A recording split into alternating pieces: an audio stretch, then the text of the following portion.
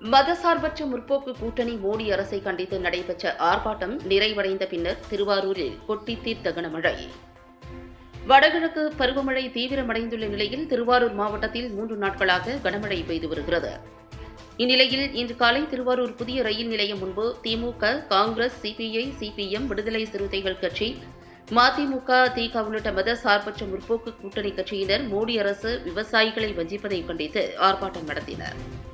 ஆர்ப்பாட்டத்திற்கு ஒத்துழைப்பு வழங்கியது போல் ஆர்ப்பாட்டம் முடியும் வரை மழை பெய்யாமல் இருந்தது. ஆர்ப்பாட்டம் முடிந்து கூட்டம் கலைந்த பின்னர் திடீரென 1 மணி நேரமாக கனமழை பெய்து வருகிறது.